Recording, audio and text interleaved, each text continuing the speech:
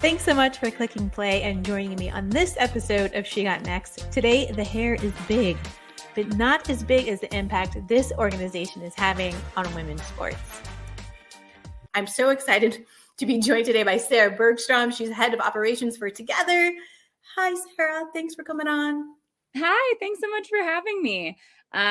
We've gotten very big, but I don't know. The hair looks great. So the hair is taking up all the space in the square. And with all the work that you've been doing, you're closing out the year by being named to Fast Company's list of 2025 brands that matter. On your website, it says that you are the most influential brand in women's sports. And I want to know, what are you using all of this influence to do? What is TOGETHXR using this influence to achieve? Yeah, great question. And we're super honored by that. I think there's no greater honor than mattering, than making an impact. That's the entire reason that our company was founded. So it's great to get that recognition. From day one, the purpose of TOGETHXR has been to elevate storytelling in women's sports. Our founders, led by Alex Morgan, who truly was a visionary in this concept 5 years ago, recognized that for women's sports to grow, for the investment in women's sports to grow, we needed to increase the volume and quality of storytelling. If people don't know these athletes, if people don't know what's going on within teams, within leagues, if they can't follow storylines, then people aren't going to watch and people aren't going to lean in and brands won't invest. And that catch-22 cycle will continue. So we have always been about storytelling. We have always been about elevating both the players on the field, but also the faces behind and around women's sports. That means leaders of organizations, of businesses, of teams, of brands, and all of the people working to grow this space. That's also now included, merchandise, which is a part of growing that market share in women's sports, allowing fans to tap in different ways. So storytelling isn't just sort of maybe what we traditionally think of as a documentary or an editorial piece, but can come in the events that we host, in the way that we bring people together. The pun is always there. But that's really our mission, is to grow women's sports. And we do that in many, many different ways. And that has grown from day one, but the mission has not changed. Well, you touched on something that I wanted to bring up early on in this conversation, because I think TOGETHXR is first known for that T-shirt that you guys produced in 2023. Everyone watches women's sports. And back in May, I saw a post by your co-founder, Jessica Robertson, and she was kind of going through some of the hits because you guys were celebrating your 4th year anniversary. She had some data points on there. And she wrote that when you all launched in 2021, coverage of women's sports made up less than 5% of total sports media. Only 0.4% of total sports sponsorship were dedicated to women's sports. And it kind of feels shocking, like you said, to even kind of think about how low that number is. Yeah. 2 years later, again, you came out with that shirt. And I honestly, and we can debate about this, Sarah, I'm happy to do it. I honestly feel like that shirt kind of spoke our current reality into existence. Because yes, I think there were a diverse demographic of people that were watching sports, but not everybody was watching sports because there was a lack of access to it. And number one, I think a lot of women weren't watching women's sports. Men had been carrying the WNBA and some other leagues, other teams, what have you, for a while, because generally more men like sports. Those are just facts. But until Kobe Bryant and LeBron James were putting on that orange WNBA sweatshirt, until we had some professional athletes, men and women, going to these games in person, putting it on social media, we didn't have a rallying cry that said, we need the space, we need the networks, we need the brands to back women's sports. Some of them have been here forever. The WNBA is almost 30 years old. The NWSL is only 12, 13 years old, but we're here.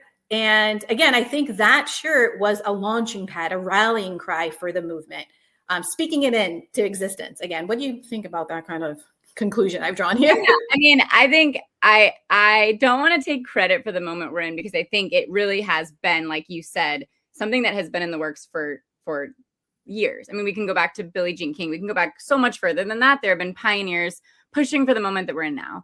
But I do think there was sort of this like precipice moment. And I think what the shirt did, what the phrase did, is, like you said, sort of like brought all of that together in a really succinct message that people could attach to. What I think the magic in the phrase and in the shirt is that it's both incredibly inclusive. Like, you can be kind of outside this space or new to this space and feel excited about belonging by purchasing the shirt or sort of like wearing that rallying cry.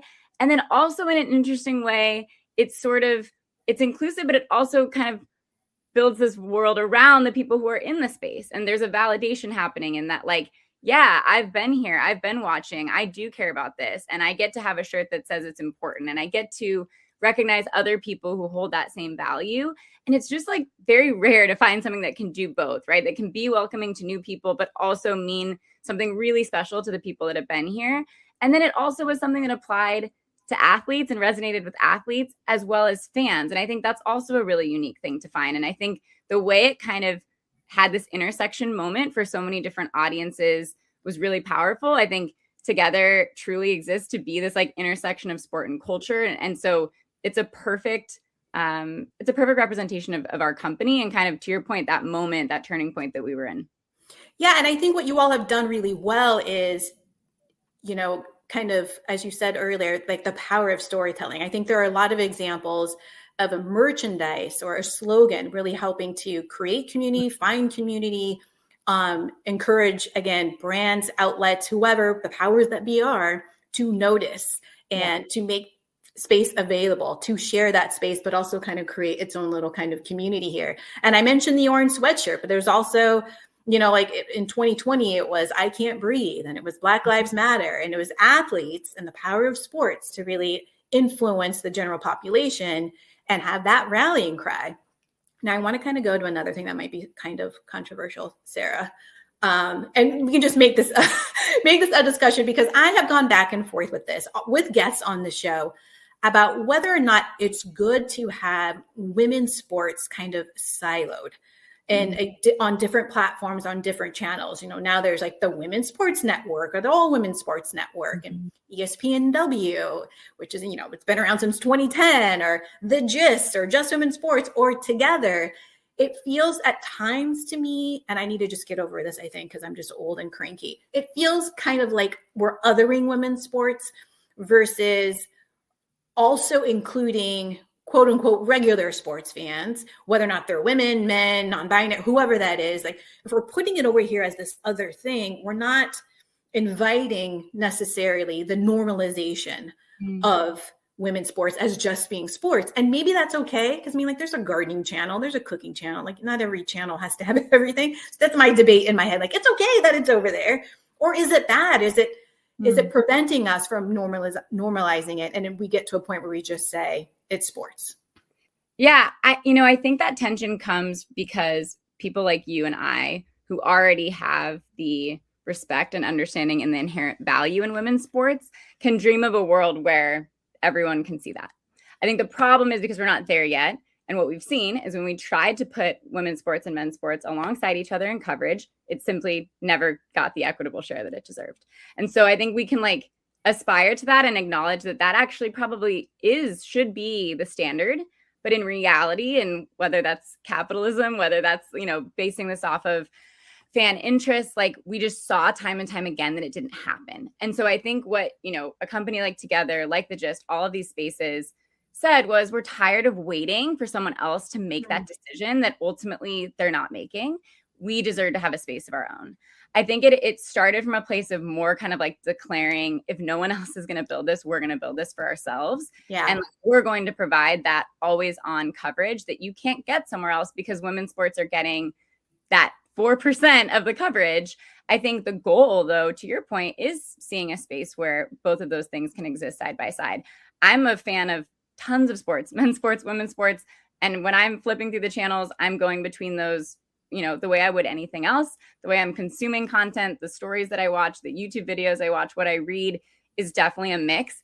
I think you and I are probably rare in that. And I think increasingly wanting to move towards a world where that is how people see it. I think we have to sort of continue to elevate and kind of put this special box around it until it gets that recognition that it deserves. I appreciate that, because that makes a lot of sense, right? I'm already bought into sports. So I'm thinking why can't I just watch it everything everywhere? But it makes sense, especially when you're trying to attract casuals into the movement, to understand that it's not different. It's just different. It's not worse. It's not better. It's just people who might look like you, who don't get the airtime, who don't get the brand deals and all those things. And I have to say, the other part of this kind of challenge for me is I've kind of gone back and forth. Like that term girl boss was really cool years ago. Full disclosure, I've done some workshops and things with girl boss. I've got the sweatshirts and I didn't have a problem with that. And the tide has turned and now the terminology has been kind of like, oh, that's terrible. But part of me also feels like I want to call it out as a Black woman. I don't want to just be swallowed into mainstream. I like that I have a particular lens and perspective because I'm Black, because I'm a woman, and because I like sports and always have. So I feel like I don't know if we're going to get to a point. It'd be great if we get to a point where we get to decide, do we want to just be women's sports in our own little platforms, or do we want to let the men integrate with us or what have you? But it's the constant debate that I have in my mind about what's best for us as a community of sports fans. Yeah, I think it's a really great question. And I think you're right. And I think it's always subjective. Like I have a male identifying partner who loves women's sports probably more than I do. And I hear from him all the time that he wants to be able, like he loves participating in this space and wishes there were more spaces within women's sports where he could hang out with guys and talk about women's sports and get into it. And that we often don't create those spaces for them. Right. And to your point, there are tons of male advocates who love women's sports and have been supporters from day one, authentically, not because they're a girl dad or because they know a woman, like genuinely love this because they recognize the quality of the performance of these athletes. But on the other hand, to your point, there's something special and unique about the space that we have, and not just as women in the space, but I think there's values aligned with what most women's sports fans believe about diversity, about inclusion, that we don't see happening on the men's side. And there is something special about knowing when you walk into a women's sports bar or you attend a women's sports event that it's going to be different, and that there is sort of this element to that doesn't exist. And it's why we came and created these new spaces and why we feel really protective over what that looks like. And I think, again, it's like the aspiration is to find that in both spaces. But until we can trust that that's going to happen over here, I think we continue to really value and sort of protect what we have, on the women's sports side. I like that you use that word trust. Until we can trust you to share the values that are just ingrained foundationally and what your brand is doing, what a number of women's sports brands are doing, you're good operating where you are. And it's clear because you're winning awards, you're going international. Tell me a little bit about that storytelling aspect. I mentioned when I reached out to you about what you all are doing, as a question I had for you, like what you all are doing to expand the audience to attract casuals. Are there particular things that you think you all have done well to, again, broaden the base of fan support and support of TOGETHR and your mission? Yeah, there's so many ways, because I think, honestly, the reality is with the lack of coverage that existed when we came into the space, it sort of opens up every opportunity to do storytelling at a new level. But I think some of the ways we think about that, right, are diversity of sport. So there are tons of sports that just don't receive even the amount of coverage, as soccer and basketball as an example, who are still undercovered. But when you kind of look outside of that, we see a lot of opportunity to expand, within more niche or underrepresented sports. We certainly see that internationally. Again, like I think, women's sport in the US really has a kind of dominance in the space, particularly in basketball and in soccer. But we see internationally that there are, an overwhelming amount of stories to be told, whether that's player focused, team focused, or just kind of the development of women's sports, in other countries. Today, we just launched a roundtable with Manchester City. They're sitting atop the WSL table. Really cool opportunities also to bring US fans exposure to a league that they might not follow. And I think we're seeing women's sports, women's athletes start to really branch out and go overseas, play elsewhere. And so it's a really great way to start to kind of cross-pollinate those fan bases. But I also think the other part is we really value, treating our audience. We don't want to dumb things down for our audience. We don't want to, pink it and shrink it, as I think many brands traditionally have kind of done. We want to talk to you with respect. We want to talk to you because we know that you get it and you're in. We also know that you might be new, though. And so there's a balance in like not speaking down or kind of dumbing it down, but also not assuming that the full history of women's sports or, a specific contest or all of March Madness's winners for the last 50 years, So I think when we think about content, because we can operate on social, because we can operate in full documentaries, we're always sort of balancing, is this something for an audience that might not know much about this, is this an opportunity to go back and share some insight in how we got here, in some of the top, things you should know? Or is this an opportunity to go really deep in a player's story or something specific that might be of more interest to a hardcore fan? I think we try to think about that full spectrum and sort of meet fans where they're at on all of those different mediums. You know what's so funny to me, just thinking about this, I'm like, there's no way that there are any men's teams, men's TV shows, Instagram handles, TikToks that are like, we're going to explain the rules to you. They just, if you got to jump right in and understand it, but you're not expanding necessarily your fan base if you're starting at that level. With the lack of access to women's sports, any type of women's sports, annually, monthly, weekly, there is an education level that has to exist because you just haven't been exposed growing up. So you do have to speak to that casual, that could be fan, well, like you said, also not dumbing it down for those of us that have been in it for a long time. So I think balancing that out can maybe feel challenging, but it's also like you said, a great opportunity to expand and include so many different teams and go international. Yeah, I also think what's important about sport, and I think, we tend to think, it's all about what's happening on the field, on the court. And that's certainly true. But I think anyone who's a fan of sport would acknowledge that they actually were brought into that or continued to stay a fan because of the community that forms around it. Your identity as a fan of a certain team, your opinions about certain players connect you to other people. And that's actually what's meaningful. That's what allows us to engage with others, hang out at a sports bar, go to an event. And I think that's equally as important in bringing new people into the space, is showing them how much fun it is, how much community exists there, helping people find people to watch games with. I think we've engaged with a lot of women's sports bars to really just help people understand where they can go to watch, like where to kind of jump in with us. I think that's equally as important as giving them the context of the rules of a game or the players on a team. We also want to really showcase the full spectrum of community that exists in women's sports, because I think, to me at least, that is really the defining aspect of women's sports that's different. And that's what we want to, excite people and show them that they can come into. I definitely think it's different with women's sports fandom. It is community. And you might like watching NFL football all day on Sunday night, Monday night, Thursday night. I'm talking about all the times when I'm watching. You might like those things. You might even enjoy going to a bar and watching with people, but you typically just walk away. And women's sports fans are so different. And that there's been data around this about the way they engage with the particular athletes. They're following them on social media. They're buying their products. They want to know their routines. They show up to bars, even if it's not game night, because they just want to find those communities and support each other. And I think just as women, we typically, again, kind of create community, crave community, and Together's really leaned into that, which I think is, again, why you're one of those brands that matter in 2025. You mentioned the fact that you have been able to partner with a number of brands, and I kind of want to call them out. There's Zales, there's Bronx Brewery, which has this new tangy, citrus-infused beer, which I'm very excited.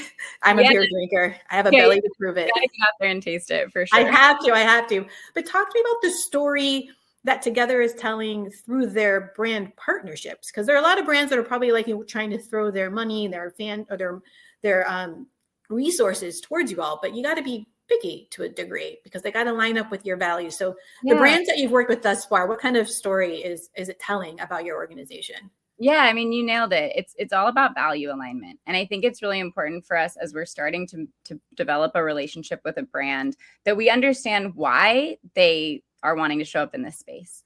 And I think, to your point, I think in the last couple of years, as we've seen women's sports really kind of come up in the public, at least, we see a lot of brands who are jumping in and saying we want to spend.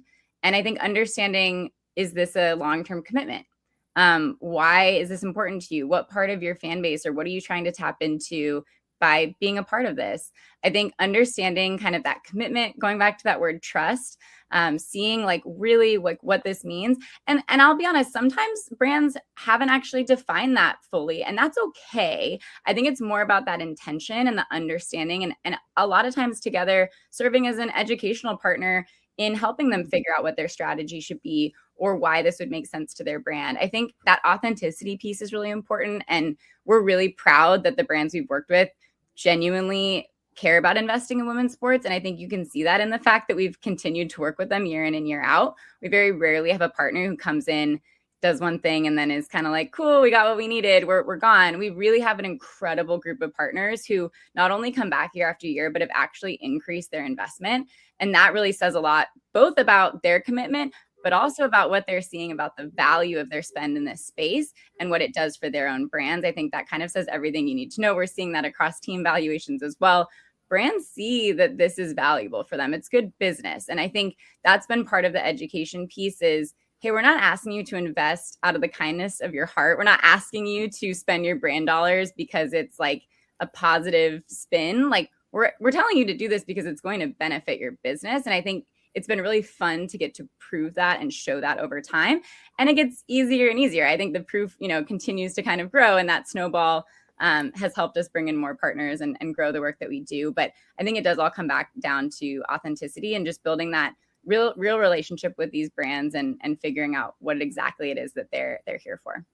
And one of those big brands, one of those gigantic, iconic brands in sport is Nike. I can't believe I failed to list that as one of the brands that you have been working with. Tell me about that, because I know that you all have opened up a store. Is it in London? Isn't it? I know there's products. We haven't opened up a store, but we've engaged in quite a few pop-ups in the women's sports space. So this summer, there was an incredible pop-up in London for about 4 months called Style of Our Own.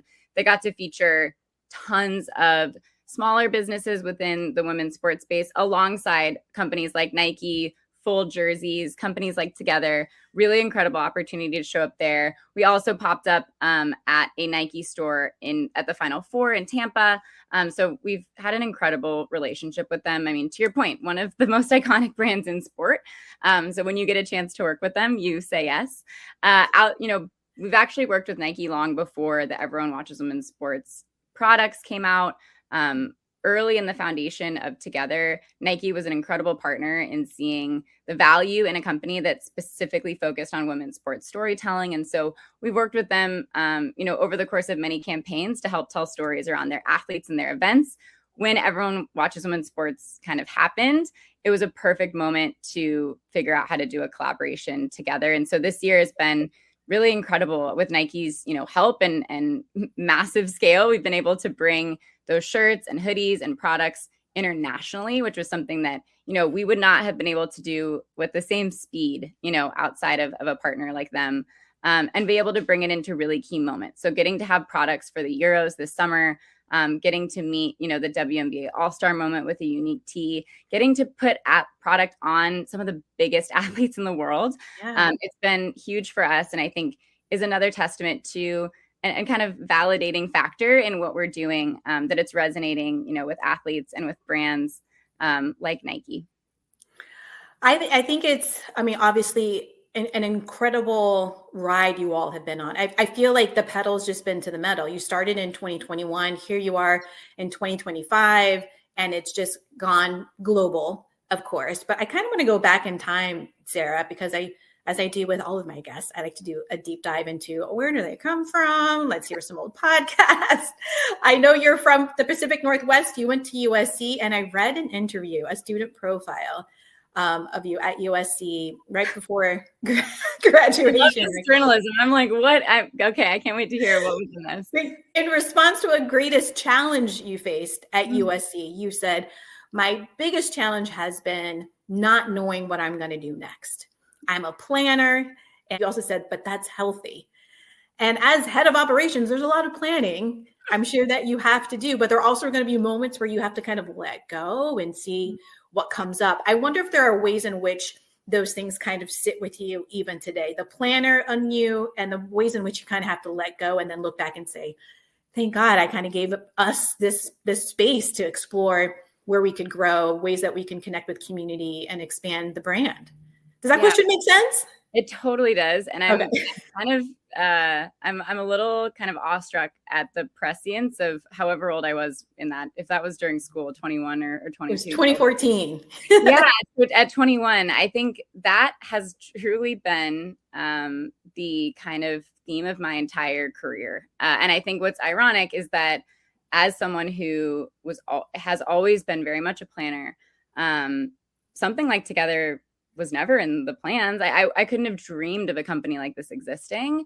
And so I think a true like reoccurring lesson in my life is that you can plan as much as you want, but sometimes the best things that happen to you can't be planned.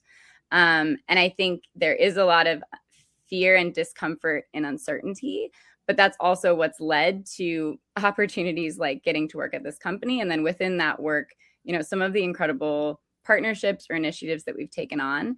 I think to your point in operations, there are always things that go wrong. There is no such thing as an event in the history of the world where every single thing you've planned goes exactly to plan. Merch production is a wild and crazy space that I've learned a ton about in the last 2 years. And also similarly has so many aspects that are out of your control, no matter how much you do to try to ensure timing and delivery and all of those pieces. And every year I've been at Together, and it's funny because I've had conversations where someone says, okay, next year, what's the biggest thing you're looking forward to?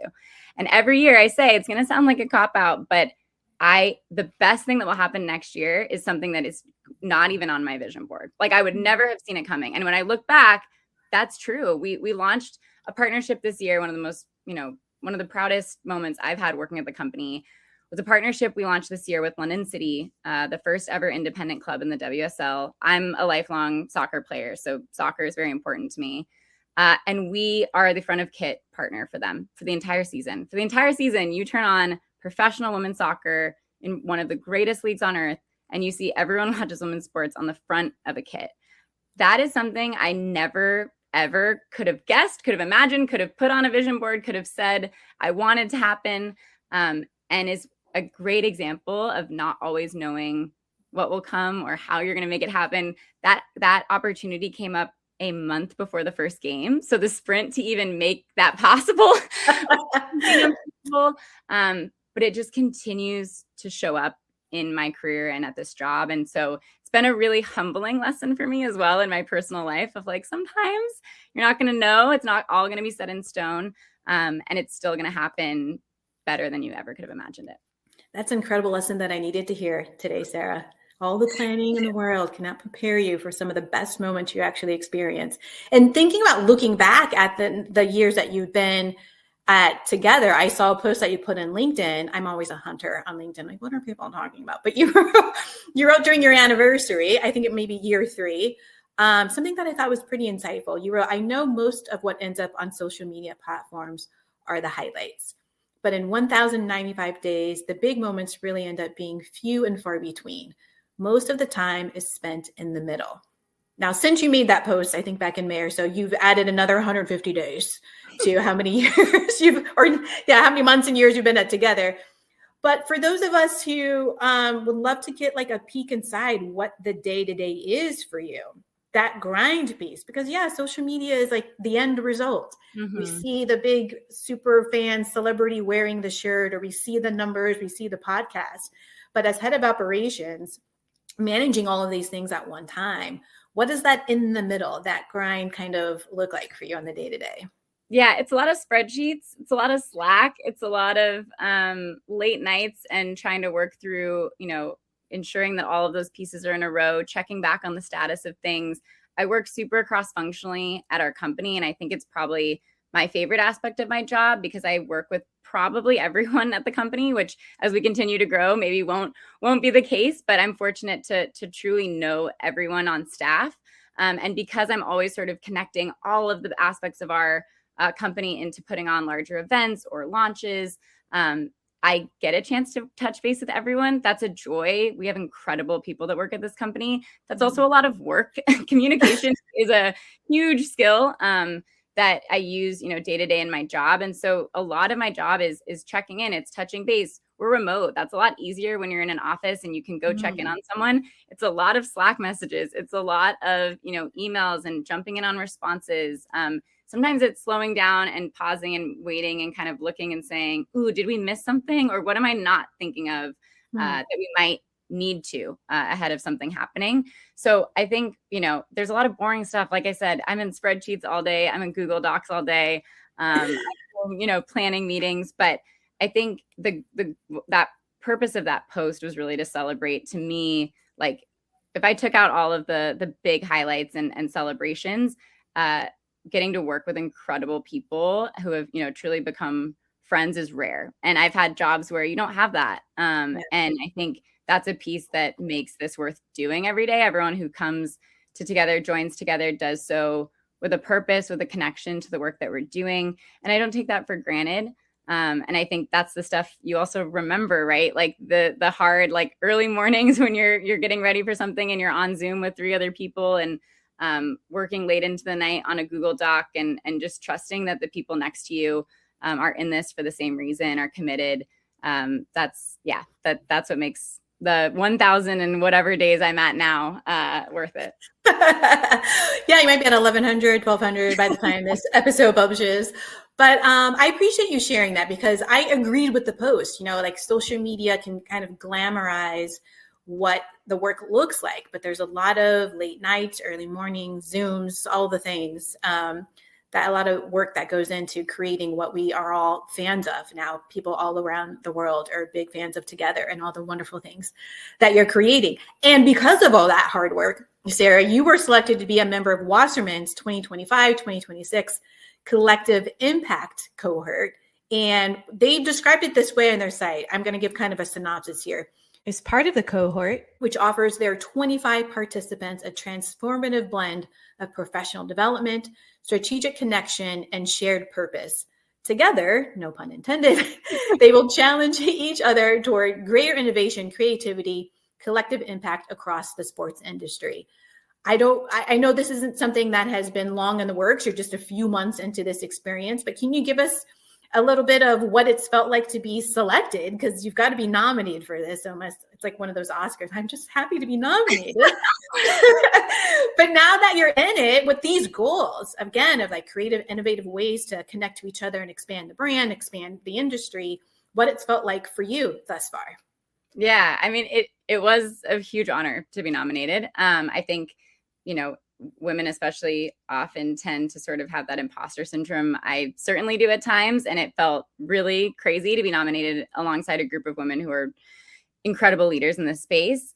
To me, the most, from day one, I thought, this is cool. I'll be really interested to see what happens. But we've all been a part of kind of big networking groups or opportunities where maybe you touch base every now and then and you have a nice Zoom call, but then, it's kind of in the background.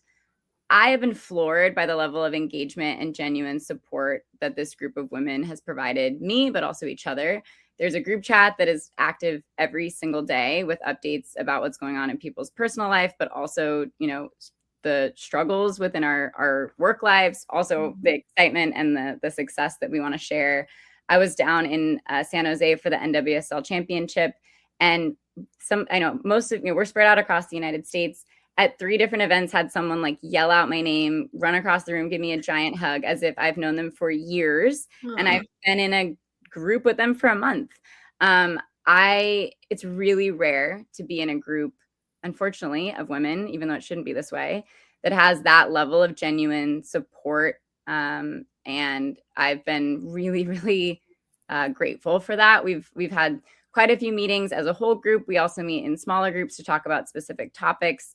And it's already helped me process, where I'm at in my career and what I want to do. And just some of the day-to-day things I'm navigating, in my role. There's other people who work in operations. There's people who work both in women's sports and men's sports. And so it's just a great space to bounce ideas off of, to check in, to just support each other at our events. It's been really awesome. It sounds very cliche, but it's an incredible group of women. And it truly has been a great start. To your point, it's early, so I'm excited about, more to come there. But I think for me personally, I've had the benefit of being mentored and encouraged by so many people along my career, people who really took time to invest in me or to open doors for me when they didn't have to. And I feel really strongly because of that it's my responsibility to do that for others. And so being a part of a group like this is meaningful because I want to be able to continue to do that and expand that group and bring in more people and use my time to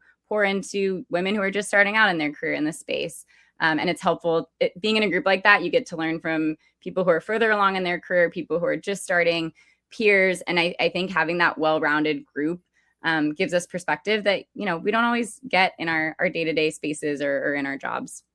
Well, that you just answered one of the last 4 questions I asked in the last 5 minutes, how you're creating space for the next generation of women in the industry, being a part of that network, being available to them. I mean, I can only imagine the level of advice and expertise you're bringing into the room. And then again, what you're soaking up. But the other thing you did there is just call out the fact that you've been mentored. That's another one of the questions. I always try to offer people an opportunity to call out, shout out a name or two of people who really helped you in the industry. Are there any people that you want to specifically say, like, I got here because of her or him?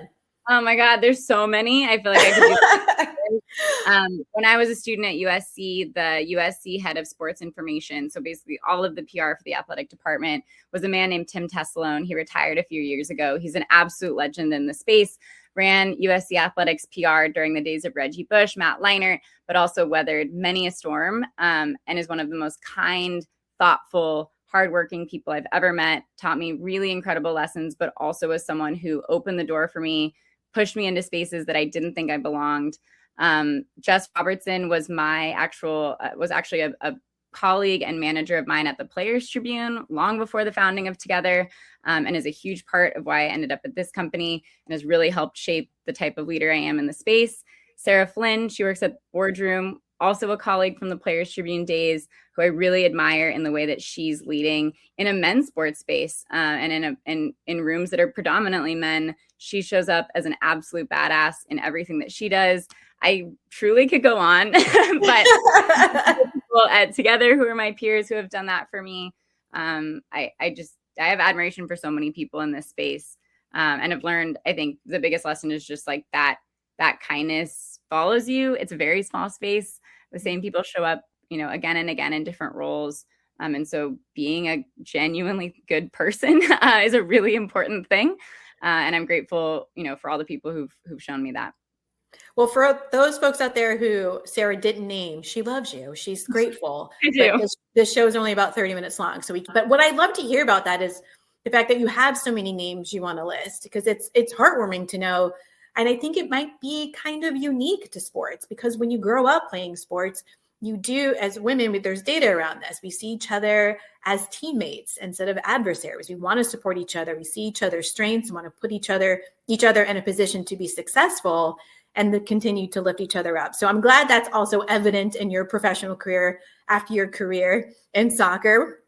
Has maybe waned, or I don't know if you're still getting out there on the pitch. Unfortunately, it has waned. Not in my head, but my fitness level has definitely decreased. a little bit. So the last couple of questions that I typically ask, again, you've already answered the other two, are your first sports memory, an early sports memory, either playing or watching. You attended something, you were sitting on the couch, and something comes to mind. Yeah. What's coming to your mind right now? Oh man, the earliest memory that I actually don't have is when I was, I guess, 3. My parents put me in ballet, and after one day I came out and I said, if I can't hit someone, I do not want to do this. Because I don't really particularly think I'm super aggressive. Most of my sports ended up being soccer and basketball and softball, and I think I liked getting down and dirty. I liked being physical. So that one always makes me laugh. But I think for me, my earliest memories are truly having parents who love sport and bringing me at a really young age in attendance with them. I now look at parents with young kids at sporting events, and I'm like, how are you doing that? They wanted to bring me into that space. They shared that joy and excitement of belonging with me. And I think that has stuck with me for the rest of my life. They also showed up for every one of my events. And I think the older I've gotten and being in the women's sports space, recognizing that many women don't have family members who valued their participation in sport, didn't encourage it, didn't open that up. It's something I definitely take for granted. Even my grandpa used to call me and talk about the Oregon State women's basketball team, when I was in high school, because he followed that. And I think I just had so much representation in my family of people who valued women's sports, and realize now how rare that was, but also I'm working towards a world where it's not. Yeah, a ton. Awesome. Now I'm like in my feelings. I'm gonna be going back through photos, but yeah. Oh, well, I'm going to have to email you later so we can get those insert photos of young Sarah here. The last question I have for you is about a sports movie that you often go back and watch again, or you quote often, maybe in your day to day? Do you have a sports movie? I like to ask people this, and then I see the smile come across their face. Yes, here's It's so funny. I don't know if I quote it, but like I think Bend It Like Beckham as a young soccer player was like the most foundational movie to me. I don't know, but it is interesting. Like I think at the time, having a movie that was kind of all about women's soccer was really rare. Some of the storylines are a little problematic. I feel like we should have taken issue with like a young coach and a play. I don't know, but I didn't see that at the time. I just thought it was incredibly cool. And just saw that saw that representation on a level that I didn't have. I don't know where like sports movies have gone though. I don't feel like we have them anymore. So I'd love to see more of them, but I feel like we get one every couple of years, and it's not like the fun kind of stuff like The Sandlot or even Friday Night Lights where they lose in the end, but it's okay. Cause like, I feel like there's something missing there. We'll put that on the to-do list. Head of operations. When we need to create a movie, a feel-good movie. Casually get, pull together a few blockbuster hits. Well, I am super grateful that you said yes to my small but growing show, She Got Next. I'm grateful for you saying yes and making the time, Sarah. And I'm continuing to follow together as you guys grow, wishing you all the best. And I just am grateful that you guys are in this space. Thank you so much, Olivia. I love this conversation. It's nice to reflect on everything that brought me here, and just get excited about where we're going. Even having a show like this wouldn't have existed, several years ago. And I appreciate you as well. So thanks so much. And thank you for watching on YouTube, listening on Spotify, or following along on Instagram or LinkedIn.